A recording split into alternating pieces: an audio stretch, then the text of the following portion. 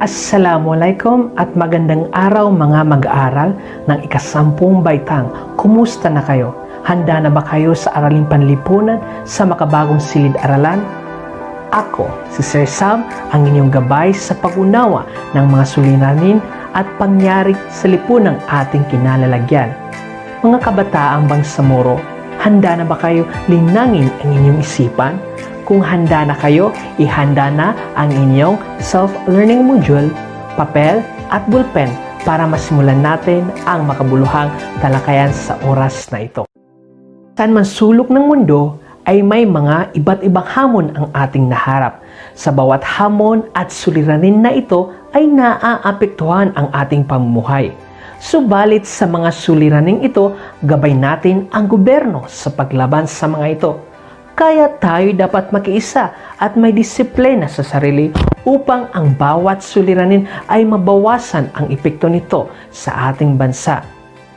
Sa araw na ito, pag-aralan natin ang kasalukuyang kalagayan, pangkapaligiran ng Pilipinas sa usaping may kinalaman sa Solid Waste.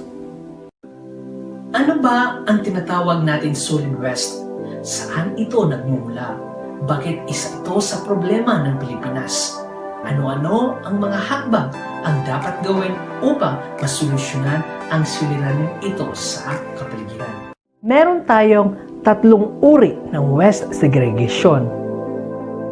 Una, nabubulok o biodegradable. Pangalawa, di nabubulok o non-biodegradable. Ikatlo, recyclo o recyclable.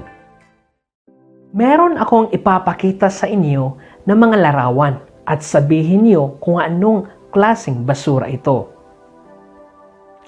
Unang larawan. Kung ang sagot mo ay recyclable, magaling. Ikalawang larawan. Kung ang sagot mo ay di nabubulok, mahusay. Ikatlong larawan. Kung ang sagot mo ay nabubulok, tama ka.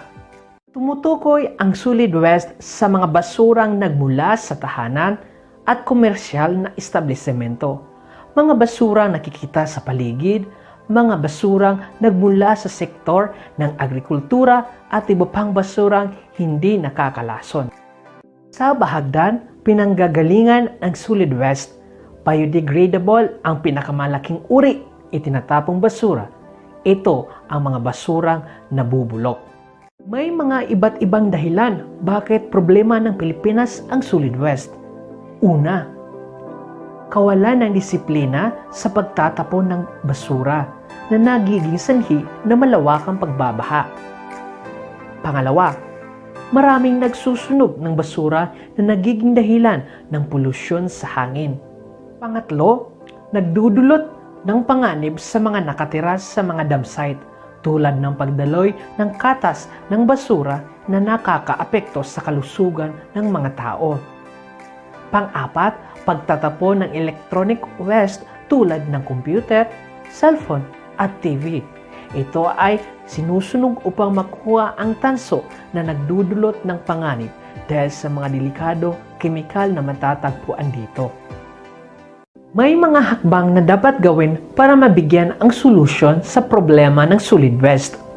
Una, legal na batayan sa iba't ibang desisyon at proseso ng pamamahala ng solid waste sa bansa. Pangalawa, pagtatayo ng Materials Recovery Facility or MRF kung saan isinasagawa ang waste segregation bago dalhin ang nakuliktang basura sa dump site. Pangatlo, ito ay ang paghihiwalay ng bawat uri ng bagay katulad na lang ng mga basurang hinihiwalay sa mga nabubulok, hindi nabubulok at pwede pang magamit muli. Ang tawag dito ay waste segregation. Ang solid waste ay isa sa mga suliraning pangkapaligiran ng Pilipinas.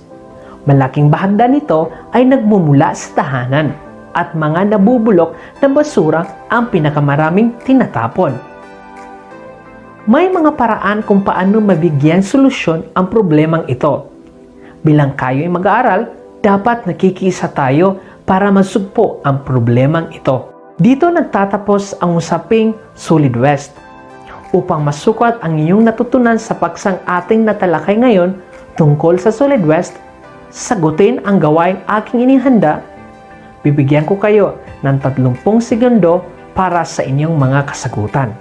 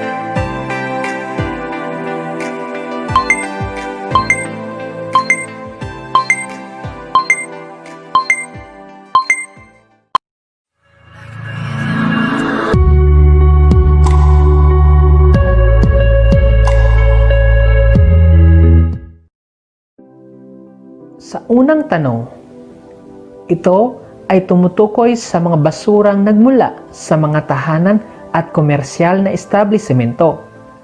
Mga basurang nakikita sa paligid, mga basurang nagmumula sa sektor ng agrikultura at iba pang basurang hindi nakakalason.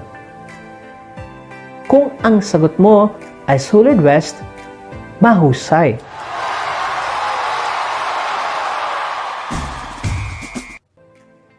Pangalawang tanong, ito ang legal na pinagbabatayan sa iba't ibang desisyon at proseso ng pamamahala ng Solid West sa bansa. Kung ang sagot mo ay Republic Act 9003, tama ka. Katlong tanong, uri ng basurang pinakamaraming itinatapon? Kung ang sagot mo ay biodegradable, mahusay. Dito nagtatapos ang aralin natin sa oras na ito. Naway may natutunan tayo tungkol sa araling ating natalakay. Hanggang sa susunod na kabanata, talakayin natin muli ang mga kontemporaryong isyung pangkapaligiran sa bansang Pilipinas.